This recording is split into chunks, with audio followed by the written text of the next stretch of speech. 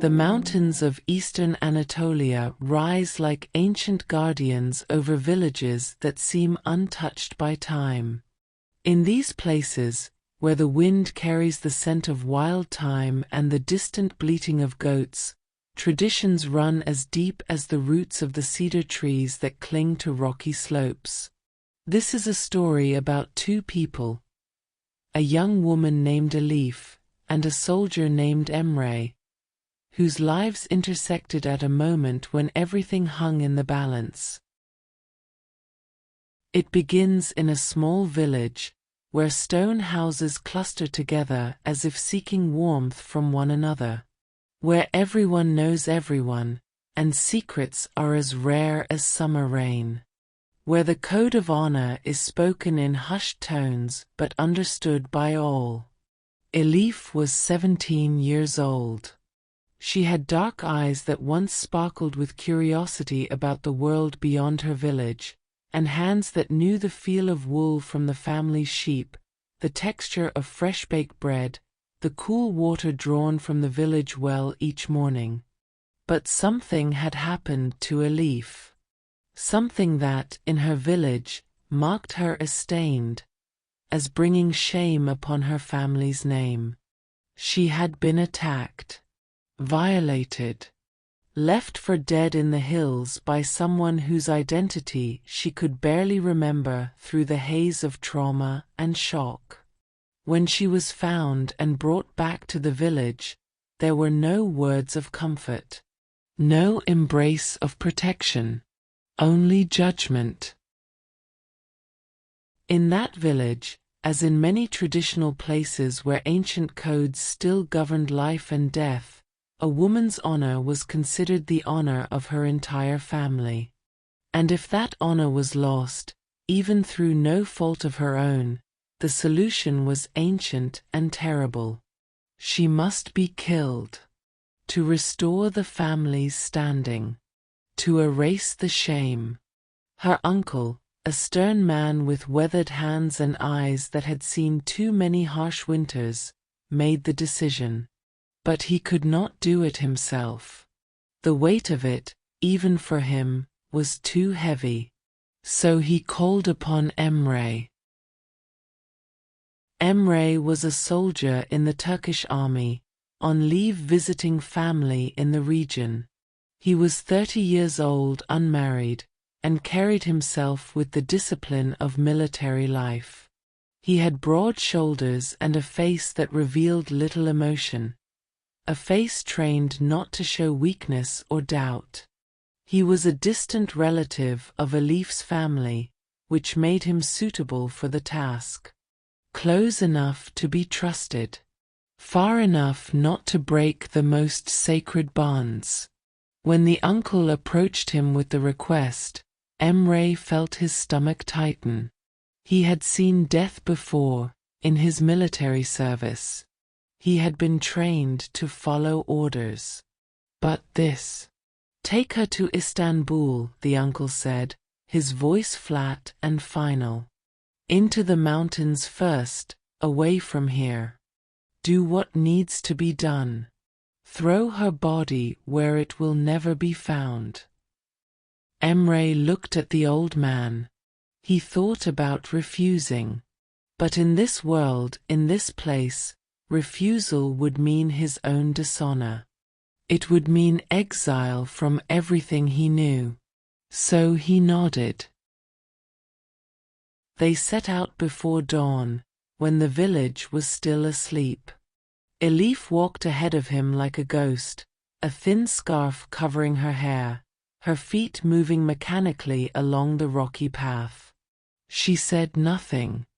She had not spoken since the day it happened. Emre walked behind her, a rope in his hands, though he did not tie her with it. She was not trying to escape. Where would she go? Back to the village that condemned her? Forward into an unknown that held no future? She was already dead in her own mind. Already buried. They walked through landscapes of stark beauty, mountains that seemed to touch the sky, valleys where rivers rushed with snowmelt, fields of wildflowers that Elif did not see. Emre had planned to do it quickly. Take her far enough from the village, find a remote spot, complete the task. He told himself it would be merciful. A single moment, then peace for her. No more shame. No more suffering. But as they walked, something unexpected happened. Elif stumbled on a loose stone and fell. Emre instinctively reached out to catch her. Their eyes met for just a moment, hers empty and resigned, his conflicted. He helped her to her feet. She pulled away immediately, wrapping her arms around herself. "We'll rest here," he heard himself say. They stopped by a stream where the water ran clear and cold over smooth stones. Emre filled his canteen and offered it to her. She drank, her hands shaking slightly. "Eat something," he said, pulling bread and cheese from his pack. She shook her head. "Eat." His voice was firmer. "You need strength." "For what?" The words came out as barely a whisper, the first she had spoken. "For dying." Emre had no answer. He looked away, toward the mountains. They continued, day after day, always with the understanding of what must come at the end. Always with Emre telling himself, "Tomorrow, tomorrow I'll do it." But each tomorrow came and he could not. He watched her as they traveled. Saw her flinch when he moved too quickly. Saw how she slept curled into herself, making herself as small as possible. Saw how she stared at nothing, as if she were already in some other world. And something in him began to shift. This was not an enemy soldier. Not a threat to be neutralized. This was a girl, barely more than a child, who had already been destroyed by violence. Who had done nothing wrong except exist in a world that blamed her for her own violation. One evening, as they camped in a small grove of pine trees, Emre built a fire.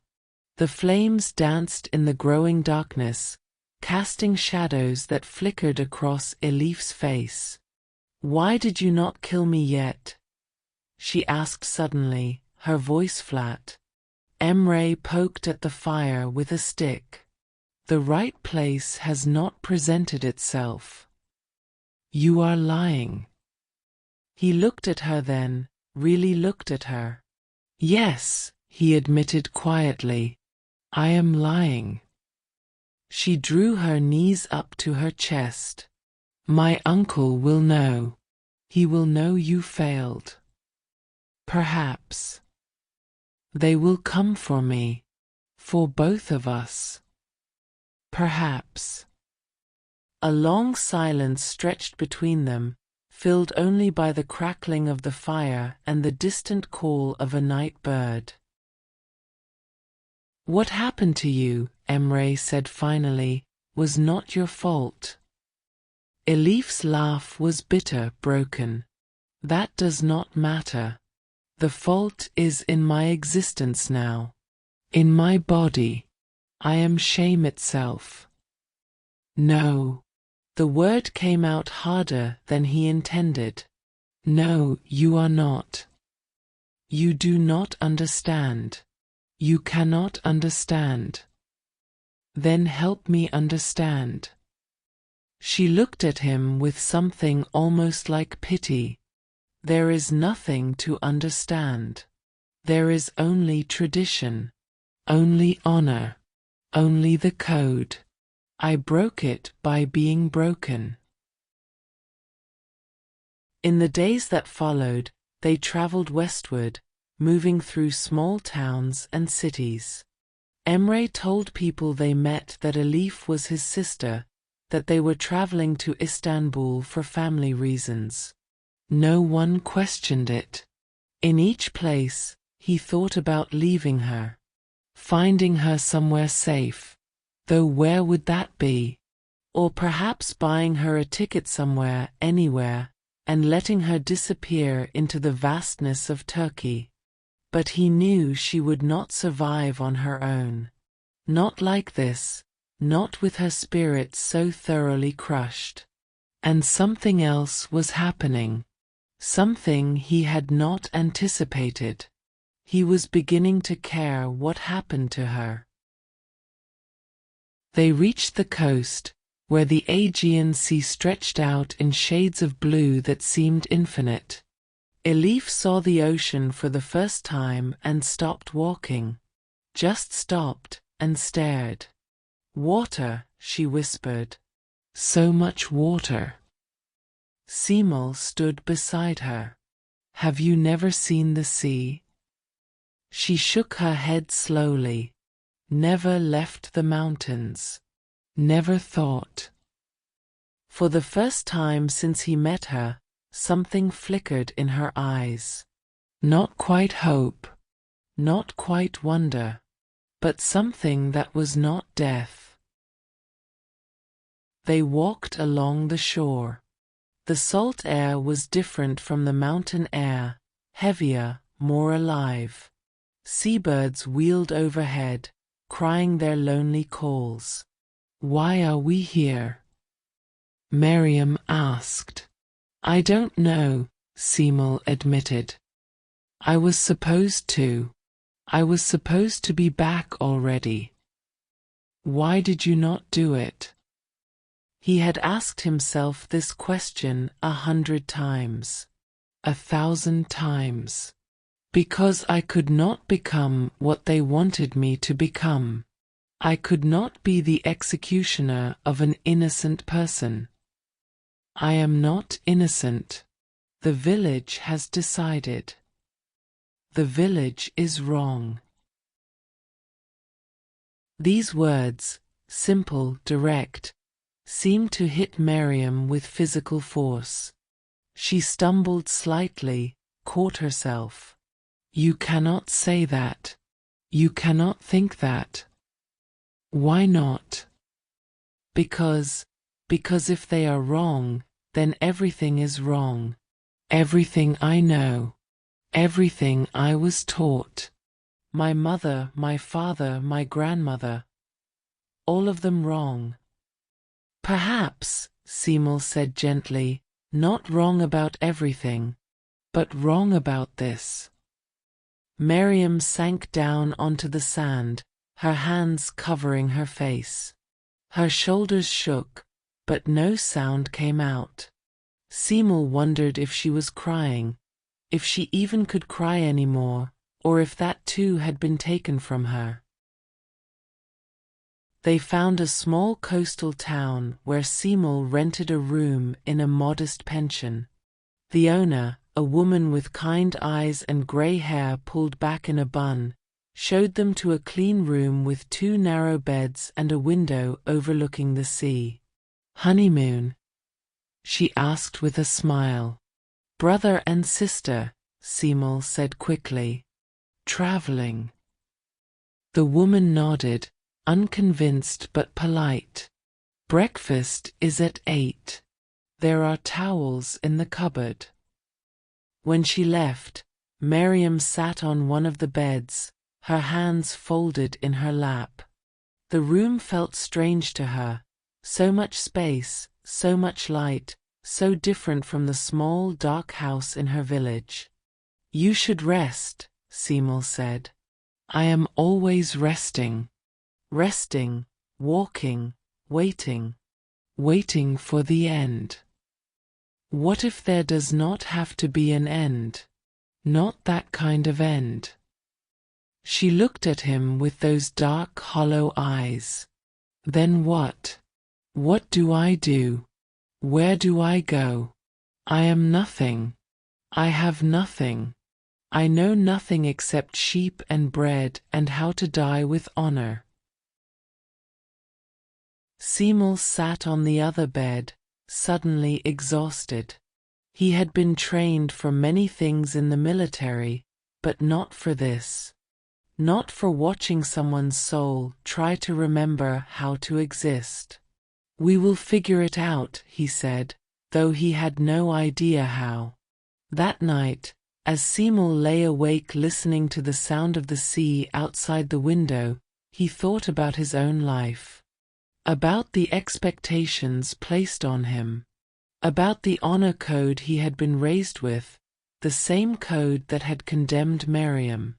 He thought about his mother, who had died when he was young. About his father, a man of few words and strict principles. About the military, which had given him purpose and direction. And he thought about what it meant to be a good man.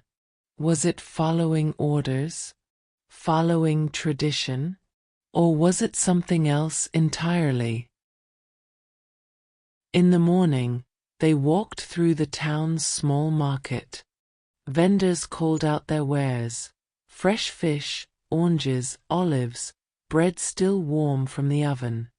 The sounds and smells were overwhelming after days in the wilderness. Miriam walked close to Semel, almost hiding behind him. Every noise made her jump. Every male voice made her shrink into herself. They bought food and returned to the pension. As they ate breakfast in the small garden, the owner approached them. "Forgive me," she said to Miriam, "but you seem troubled, dear. Is everything all right?" Miriam looked down at her hands. "We are fine," Semel said quickly. "Thank you for your concern." The woman hesitated, then nodded. But as she walked away, she looked back with worry in her eyes. That afternoon, Semel made a decision. He found a payphone and called a number he had been given years ago by a military colleague. A professor in Istanbul who worked with trauma survivors. Who helped women in situations like Miriam's. "I need help," Semel said when the man answered. "Who is this?" "A soldier. With someone who needs safety and healing." There was a pause. "This is about honor violence, isn't it?" "Yes." "Bring her to Istanbul. I know a place. A shelter. But you must understand, once you do this, you cannot go back to your village. They will know you failed your task. You will be marked as well." Semel looked out the window of the phone booth, toward the sea. "I understand." He told Miriam that evening about the shelter. About the possibility of a different life. She listened, her face expressionless. "Why?" she asked finally. "Why would strangers help me?" "Because not everyone believes in the old ways. Because there are people who understand that what happened to you was a crime, not a stain on your honor." "I do not know how to live in such a world." "Neither do I," Semel admitted. "But perhaps we can learn." For the first time, Miriam looked directly at him. Really looked at him, seeing him as a person rather than an executioner or a captor. "You will be in danger," she said softly. "Your family will disown you. Perhaps worse." "I know. Why would you do this?" Semel thought about his answer carefully. "Because I believe that honor is not found in following cruel traditions. It is found in choosing what is right, even when it is difficult. Even when it costs everything." They traveled to Istanbul by bus, a long journey through changing landscapes. Mountains gave way to hills, hills to plains, plains to the sprawling outskirts of the great city. Miriam pressed her face to the window, watching the world transform around her. So many people. So many cars. Buildings taller than she had ever imagined. "Is this real?" she whispered. "Very real. All these people. Do they know? About honor killings? About what happens in the villages? Some do. Some do not. Some care. Some do not. And the ones who care, they truly help? Yes. They truly help." Istanbul rose before them like a dream made of stone and steel and ancient history. Minarets pierced the sky. The Bosphorus Strait divided continents. Ferry boats crisscrossed the water, carrying thousands of lives from one shore to another. The professor met them at a busy intersection near Taksim Square. He was a small man with glasses and gentle hands, wearing a worn jacket and carrying a leather satchel. "I am Dr. Kamal," he said, shaking Simel's hand. To Miriam, he simply nodded with respect. "Thank you for trusting me. This takes great courage." Miriam said nothing, but Simel noticed she did not flinch when the professor gestured for them to follow. The shelter was located in a nondescript building in a residential neighborhood. From the outside, it looked like any other apartment building. But inside, it was a sanctuary for women fleeing violence, domestic abuse, honor killings, forced marriages. A woman named Ice ran the shelter. She was in her 40s, with short hair and eyes that had seen too much suffering but still held compassion. "Welcome," she said to Miriam, speaking slowly and gently. "You are safe here. No one can hurt you here." Miriam looked around at the simple common room. Other women sat reading, talking quietly, or staring into space with the same hollow expression she wore. "They are like me?" she asked. "They are survivors," I said. "Like you." Simel stayed for an hour, helping Miriam settle in. She was given a small room with a bed, a desk, a window with curtains. Simple things, but her own. When it was time for him to leave, he stood at the door, suddenly uncertain. "Where will you go?" Miriam asked. "I don't know. Not back to the village. Perhaps I will stay in Istanbul. Find work." The professor said he might need help with his research. "They will look for you. My uncle. Others. Perhaps. But Istanbul is large, and I am careful." A long silence stretched between them. Then Miriam did something unexpected. She extended her hand. Simel took it. Her hand was small and calloused and shaking slightly. "Thank you," she whispered. "For not killing me. For seeing me." "You were always worth seeing," Simel replied. "Even when you could not see yourself." The weeks that followed were difficult for both of them, in different ways. Miriam began the slow, painful process of healing. She met with counselors who helped her understand that she was not to blame. She attended group sessions with other women, hearing their stories, slowly learning that she was not alone. It was not easy. Some days she could not get out of bed. Some nights she woke screaming from nightmares. Some moments she wanted to disappear entirely. But there were also small victories. The day she laughed at something another woman said. The day she looked in the mirror and did not immediately look away. The day she spoke about her experience without her voice breaking.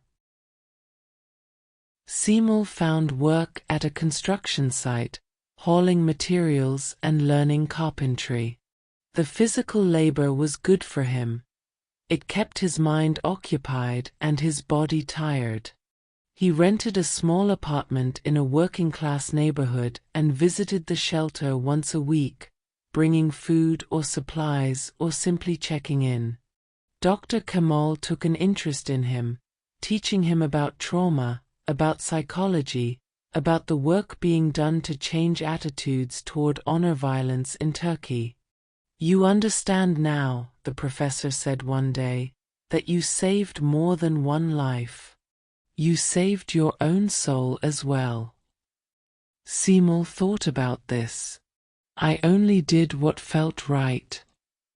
That is precisely why it matters.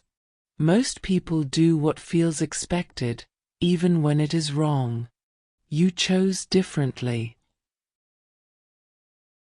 Months passed. Istanbul's summer gave way to autumn, autumn to the first chill of winter. The city took on a different character in the cold, more introspective, more private, as people hurried between warm buildings and steaming cups of tea. Miriam was changing. Slowly, carefully, like a plant reaching toward light. She began taking literacy classes, learning to read and write beyond the basic level she had achieved in her village. She helped cook meals at the shelter. She even smiled sometimes. One day, Ice approached her with a proposal. "We have an opportunity," she said. "A vocational training program. Sewing, tailoring, design. You could learn a trade, become independent." Miriam's first instinct was fear. Independence felt impossible, dangerous, presumptuous. But then she thought about the alternative. Remaining dependent. Remaining defined by what had been done to her rather than what she might become. "I will try," she said quietly. Simul received word through careful channels that his village had not forgotten. His uncle had made inquiries. People were looking for him, though not aggressively. The shame of the situation prevented them from being too public about it. "You should be careful," Dr. Kemal warned. "Perhaps change your name. Move to a different neighborhood." Simul considered this. But running felt wrong somehow, after finally finding the courage to stand still. "I will be careful," he said. "But I will not hide." The professor nodded, understanding. Courage takes many forms. Winter deepened. The Bosphorus turned grey and choppy. Snow fell occasionally on Istanbul, transforming the ancient city into something magical and new. Miriam excelled in her training program. Her hands, which had known sheep wool and bread dough, learned the feel of silk and cotton and thread. She discovered she had an eye for color and pattern. "You are talented," her instructor told her. "You could work in a fashion house, or even start your own business someday." Business. The word felt foreign. Women in her village did not have businesses. They had families and duties and place. But perhaps she was no longer a woman of that village. Perhaps she was becoming something new. On a cold December day, Nearly a year after they had first met, Semel visited the shelter and asked if Miriam would like to take a walk. They bundled up against the wind and walked through the neighborhood streets, past shops decorated for New Year's, past vendors selling roasted chestnuts, past the ordinary bustle of city life. "How are you?" Semel asked. "Better. Different. Still scared sometimes. But better. I am glad." They walked in comfortable silence for a while, then Miriam spoke again. "I think about my mother sometimes. About my sisters. I wonder if they think I am dead. I wonder if they grieve. Perhaps they do. I cannot return. I know that. Even if I wanted to, I cannot. No. That life is over." She stopped walking and looked at him. "Do you regret it? Not killing me? Walking away from your life?" Semel thought carefully before answering. "I regret the pain it caused. I regret that I cannot see my family. But do I regret choosing life over death, truth over tradition? No. Never." They ended up at the shore, where the Bosphorus met the sea. Seagulls circled overhead, their cries mixing with the sound of ferry horns and distant traffic. "I remember the first time I saw the ocean," Miriam said. "I thought I was hallucinating. So much water. So much space. It seemed impossible." Everything probably seemed impossible then. "Yes. Including survival. Including this." She gestured vaguely at herself, at the city, at everything she had become. "But you did survive. You are surviving." "We are surviving," she corrected gently. "Both of us. This was not just my journey." Semel had not thought of it that way, but she was right. He too had been transformed by their journey, had learned that the honor code he was raised with was not the only code, that there were other ways to be a man, a person, a member of society. As they stood watching the water, a family walked past, parents with 2 young children, laughing and playing. The children ran ahead, chasing pigeons, their joy uncomplicated and pure. Miriam watched them with an expression Semel could not quite read. "Do you want children someday?" he asked, then immediately regretted the question. Too personal. Too presumptuous. But Miriam did not seem offended. "I don't know. I am not sure I know how to trust again. How to let anyone that close. But maybe. Someday. If I continue to heal." "You will continue to heal." "How can you be certain?" "Because I have watched you. You are stronger than you know." As winter turned toward spring, changes came for both of them. Dr. Kamal offered Semel a permanent position as an outreach coordinator, working with men in traditional communities to educate them about honor violence and gender equality. It was challenging work, often frustrating, sometimes dangerous. But it felt meaningful. Miriam completed her training program and was offered an apprenticeship with a small textile company. She would earn her own money, have her own purpose beyond mere survival. The shelter held a small celebration for her and the other graduates.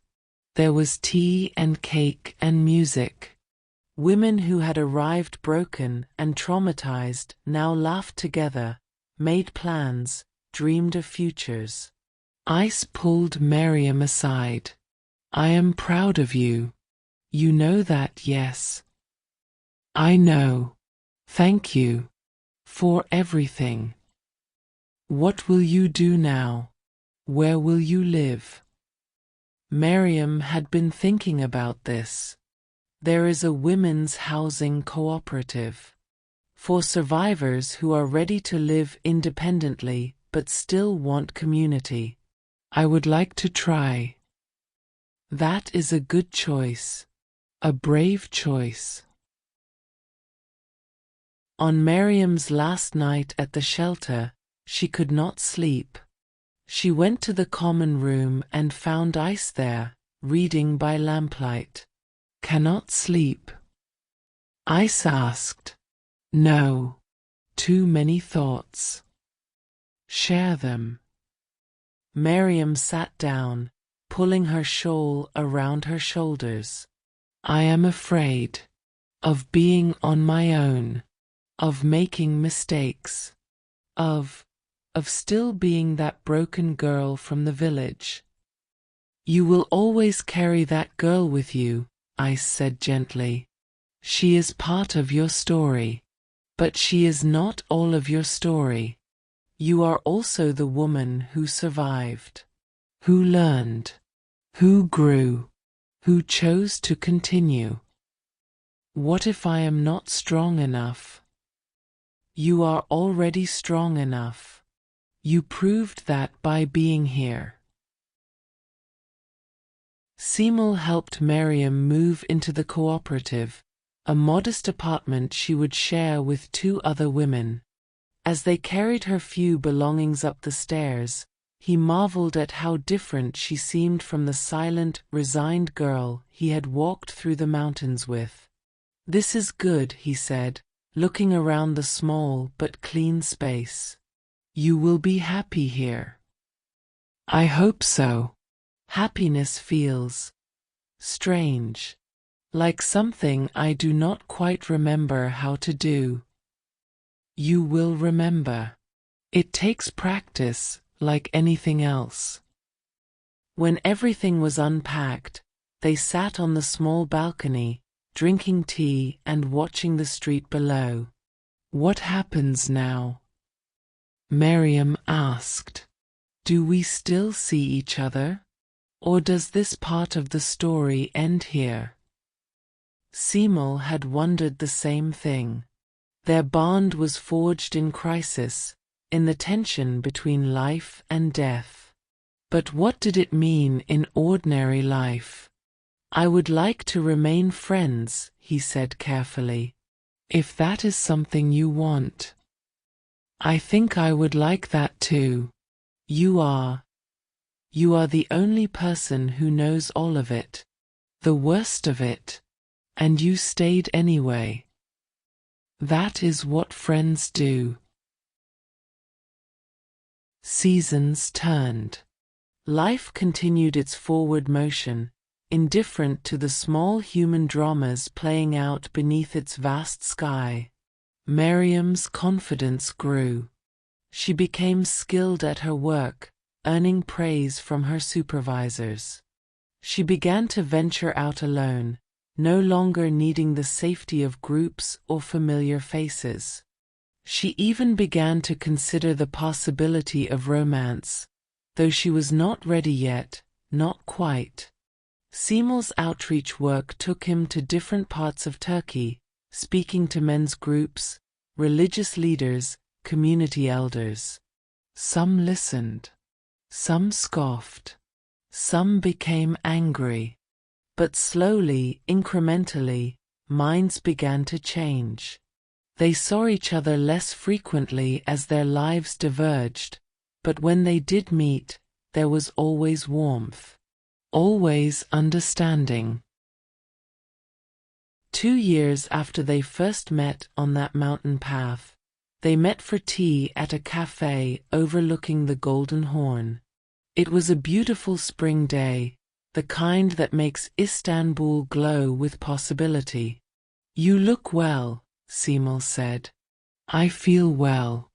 Most days. I am seeing someone. This surprised him. Someone romantic? She blushed slightly. Perhaps. He is kind, patient, works at a bookstore. We are taking things very slowly. I am happy for you. And you? Anyone special? Simul shook his head. My work keeps me busy. And I think I needed time too. To figure out who I am, outside of military service and tradition and expectations. Have you figured it out? Some of it. I am a work in progress. Miriam smiled. We all are. They talked about many things that afternoon. About the shelter, which was expanding to serve more women. About Simul's latest outreach project. About books and movies and the small pleasures of city life. But eventually, the conversation turned more serious. Do you ever think about what would have happened, Miriam asked, if you had done what they asked? If you had killed me? Every day, Simul admitted. I think about how close I came.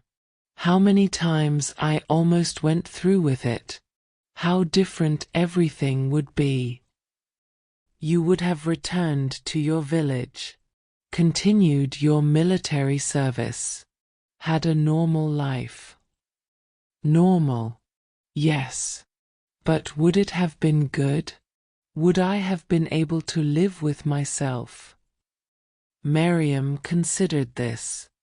My uncle told my mother before I left that sometimes we must do hard things to preserve our honor. That individual's suffering matters less than the family's reputation. Do you believe that now? No. I believe every life matters. Every person deserves dignity, even me. As the afternoon faded into evening and the call to prayer echoed across the city, Miriam spoke words she had been holding inside for a long time. I forgive them, you know. My uncle. My family. The village. I forgive them for condemning me. For wanting me dead. Because they truly believed they were doing what was right. They were prisoners of tradition, just as I was. Simul was quiet for a moment. That is remarkable. I do not know if I could be so generous. Forgiveness is not the same as forgetting, or as saying what they did was acceptable. It is simply releasing the poison, choosing not to carry that weight anymore. Have you forgiven yourself? The question caught her off guard. Myself? For what? For surviving. For wanting to live. For not being the perfect victim who dies nobly for honor. Tears filled Miriam's eyes. I am working on it. Some days are easier than others.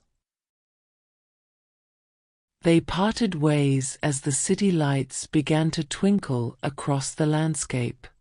Simul watched Miriam walk away, her stride confident now, her head held high, and felt a profound sense of gratitude.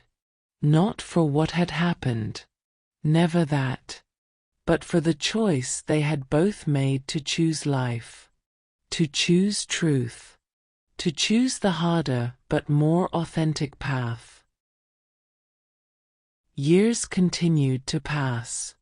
The story of Miriam and Simul became one of hundreds, thousands, of stories of women escaping honor violence and the people who helped them. Their individual narrative dissolved into the larger narrative of social change. Miriam eventually became a vocal advocate for survivors, speaking at conferences and events. She shared her story, not for attention or pity, but to show other women that survival was possible. That life after trauma existed. Simul married eventually, a social worker he met through his advocacy work. Together they had a daughter, whom they raised with the values of equality and respect that they had learned so painfully. And sometimes, on significant anniversaries or holidays, Miriam and Simul would meet for tea. They would talk about their lives, their work, their hopes for the future. On the 10th anniversary of the day they had set out from that village, they returned to the coast where Miriam had first seen the ocean. They were different people now, older, wiser, marked by their experiences but not destroyed by them. "Do you remember," Miriam said, standing on the same beach, "when I asked you why you did not kill me?" "I remember. You said you could not become what they wanted you to become. That you could not be an executioner of an innocent person." "Yes. I have thought about that many times over the years. About the courage it takes to refuse a role that others demand you play. To say no to the script that has been written for you." Simul watched the waves rolling endlessly toward shore. "We all have that choice every day. To be who we are expected to be, or to be who we need to be. And you chose well. We both chose well." As the sun began to set, painting the sky in shades of orange and pink and gold, they stood together in companionable silence. Two people whose lives had intersected at a moment of crisis, who had chosen compassion over cruelty, life over death, truth over tradition. They were not heroes in any grand sense. They had not overthrown systems or rewritten laws. They had simply made a human choice in a moment when humanity mattered most. And that choice had rippled outward, touching other lives, inspiring other choices, contributing to the slow, painful, necessary evolution of a culture. "What do you think about most," Simul asked, "when you look back on everything?" Miriam thought carefully before answering. "I think about how close I came to never experiencing any of this. Never seeing this ocean again.